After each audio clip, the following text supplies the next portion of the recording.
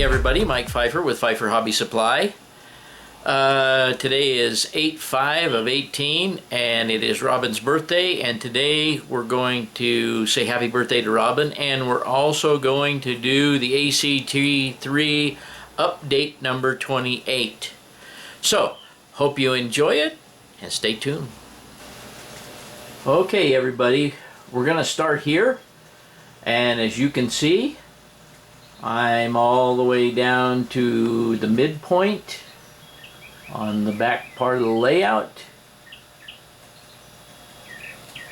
and it looks much different than it did before. Pan around all the way over here.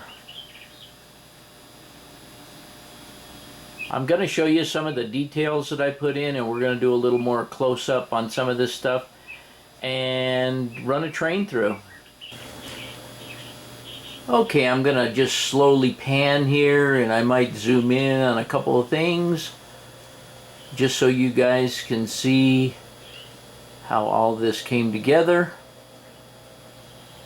It took 2 or 3 passes on the rocks with the color and the white highlighting to get them to look how I wanted. You can see way up there along the top edge of the Indian ruins that I've draped some foliage over the edge. That's pretty much how a lot of them look when they're up in the mountains. I've also added some people and details in there, but we'll get to that in a minute. I think you may notice some other stuff, but we're going to get to those details that you can probably see in a few minutes. You can see that all the track is ballasted all the way down, and I'll do a close-up of the bridge from a different angle, the trestle, and you can see that it's pretty much done all the way around there. When I say done, of course, this is just all my base idea and base scenery. As we go along on our layouts, we find more and more little details to add and so forth. But I went out to the shed today, and I opened up one of my boxes out there, and I stored all my people and stuff in one box. And I dug some stuff out, and let me show you a close-up of the trestle first, and then we'll look at some of the little details that I recovered out of that box. Okay gang, here's a shot of the trestle and the culvert that comes out after I've gotten it all blended in. As you can see, we have a train passing by right now. A different train. I kind of got tired of the SD26s. I got them down here in the yard, but we'll watch this train go by, and then I'll take you on a close-up around the culvert and the trestle.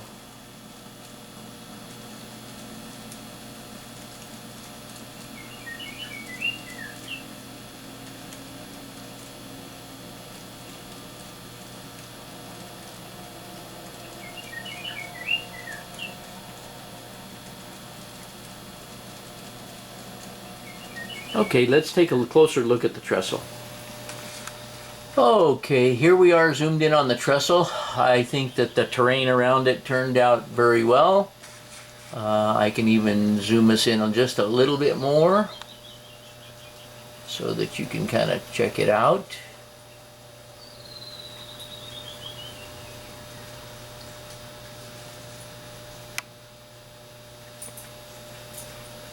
And if I back out, I really like the whole scene there as a whole. I think it makes an excellent photo spot. Now let's take a little bit of a close look at the culvert. You can see that when they put the culvert in to drain the water off from underneath the trestle, they added some riprap in there so that the water wouldn't come down and make a mess out of the yard area and the industrial area that's going to be there. I also like the way that that has turned out as well. And you can see that now I've painted the inside of the pipe gray. It's actually, the inside of the pipe is gray, but it appears to be black. And it does look like the pipe goes way in there, which it actually does. Let me see if I can zoom in on that. I don't know why I'm so fascinated with that, but let me zoom in on that. Here we are zoomed in on the pipe. I just think it's a cool effect. We could even have some kids over there screwing around in the pipe. Kids seem to like to do that kind of stuff. I don't know. We'll get to some other kind of detail, and maybe with some more bushes and shrubbery and things. Like I say, all this is base scenery. When I find something that I think might work in a particular area, I'll come back and put it in at another time. I think we've covered all of the roundhouse. I'll just swing around right here and kind of show you this from the tunnel to the right here in this shot. It has really changed the look of this to get some foliage and deadfall and stuff on it. As I swing around here, try to swing around here slowly to this area. Now what we're going to do is we're going to zoom in on some of the details and stuff going up to the Indian ruins. Okay, at the base of the trail going up to the Indian ruins, we'll have a little parking lot there, a few parking spots, and some picnic tables there for people to have lunch, and then take the hike up to the Indian ruins. Here is the trail that leads up to the Indian ruins. As we see, we have a person going up the trail, and when he gets up there, we're hoping that he's going to heed the railroad crossing sign. And you can see that I've put crossing boards in there for the pedestrians to walk across the tracks on up to the Indian ruins. And you can see that it crosses the track there and goes on up. We have a gentleman that's coming down, and if we swing around to the left here as the train goes by, you can see possibly, let me see if I can zoom in, the other end, we have a buck scoping the gentleman out. We have a doe following along with a fawn, and we have another doe laying underneath the pine tree over there. They're probably awaiting a signal to see if this guy is friend or foe. He has not yet seen them. He just got done crossing the tracks where the trail goes up to the tracks. And now we're just going to take a look up here at the Indian ruin, and I'm going to back you up just a little bit. And here's a look at the Indian ruins. You can see that there's a man and his boy there taking a look. The boy seems to be extremely fascinated with how large the structure is. We'll try and zoom in a little bit on that without getting too out of control.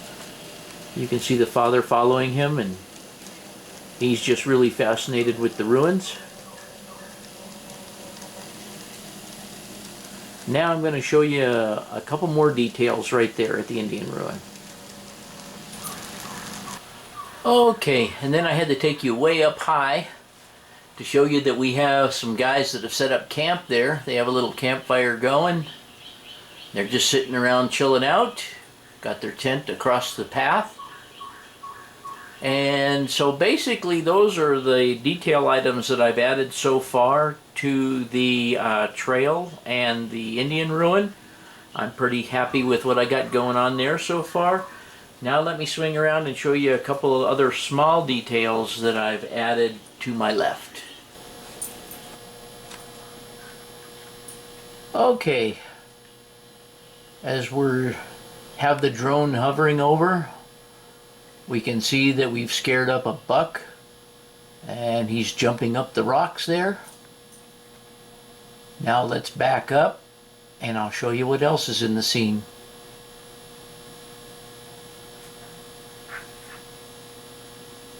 You may have already spotted them. Maybe, maybe not.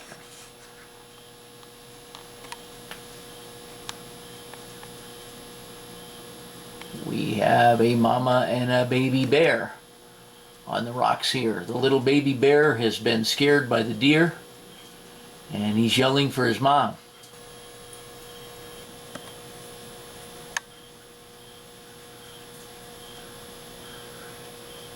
And that's pretty much it. I'm going to set up here just a little forward from where I'm at now and just take a picture down what I have here and see how you like the whole scene together. Okay, we're kind of just going to pan around here. And you guys have seen all of this, but you have not seen from about this point on.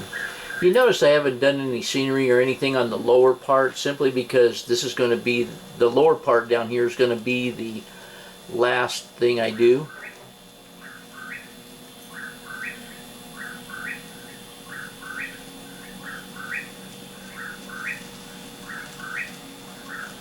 And I'm liking all that so far. What I need to tell you is, and let me let go of this thing. What I need to tell you is right over there, I need to do, there's some plaster, there's a gap in the plastering over there of about 3 feet. And I'm thinking that I'm going to build right in this area right here. I'm going to build this up a couple inches with maybe a big rock casting there, up a couple inches over the track height, because I think I have too much exposed track going down this, and I want a little break in the visibility of the track. And so I may put something in there. So I got to work on doing a little more plaster before I can continue on migrating this brown color into the orangish red color down there. I want to do a little more detailing on that masonite backdrop down there. I'm not real happy with it. I am, however, happy with the way this and the paper backdrop blended together down here. Now let me just show you one other thing that's kind of, well, I got several other things, but let me show you something else that's in my head. Okay, another thing I brought in from outside was was my highway overpass. And I was hoping I could figure out some place to use it, and lo and behold, I set it down right there, and it fits in between the tracks perfectly there. I might look for a little input. I'm going to, if I use it here, I'm going to cut off this end and then just build a flat concrete end there to make it blend into this particular layout. Let me know what you guys think about it being there. Actually, it's a mistake that it fits there, but I think it works there. Now I'm going to show you what I've done around on the fascia that Gavin and I came up with, and I hope you enjoy it. Okay, you've already seen how I recess my switches here, but what you haven't seen is the idea that Gavin and I came up with to store our Ricks uncoupling tools and our re-railers, our Cato re-railers. What I did here is make a hole the same diameter, found out that a 1-inch piece of Schedule 40 PVC looks very similar to the caps I was using here, and it also just happens to fit widthwise a re-railer. And I left the re-railer sticking out about 1/4 of an inch so that you can just stick your finger in it and pull it out. Down here, Gavin and I had some little tiny clear plastic tubing with some red caps on the end that some phosphor bronze wire came in. We cut them to length and put the cap on the end and made them so you can't push them in too far, and you can just grab the re-railer and pull it out. We have two here. We have a re-railer here. We have, sorry for the shaky cam, we have one over here and one uncoupler over here and one re-railer. And let me take you down to the other end. And then way down here at this end of the yard, we again have two Ricks uncoupling tools. And way down here we have one more Ricks uncoupling tool, and we have another re-railer. So we have a total of 3 re-railers up and down the yard, up and down around the fascia, and about 5 or 6, I guess that's 5 or I don't know, 6 re-railers or 6 uncoupling tools. And for now, I guess that's about it. Those are the ideas that we came up with for keeping that fascia relatively clean. I hope you enjoyed the video today, and thanks for watching. Okay, one other little snippet here. Robin and I were walking Emma the other day around the neighborhood, and there was a garage sale. And we stopped the garage sale and never usually find anything that I want or like or need. But I happened to look underneath the table, and there was those two dragster kits right there. I got them for $1 a piece. So I was real happy with that. They're all there. I got that Surf Woody and the Diora. I ordered from one of our distributors because those were two of the kits that I remember from being a kid. And then I was in Albuquerque a while back, and I saw this. I'm not a battleship guy or a military guy really, but I saw that battleship in a case for $2.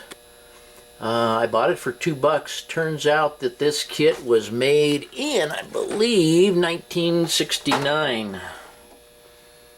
Let's see, right there. I don't know if you can see that.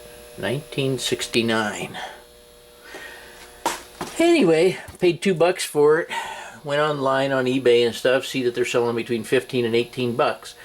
So I don't know whether I'll sell it or hang on to it. I kind of just hang on to it for a steady value. But anyway, I just wanted to show you guys I got a couple more model kits for those of you who build plastic models as well. I know I have some guys that sub that do.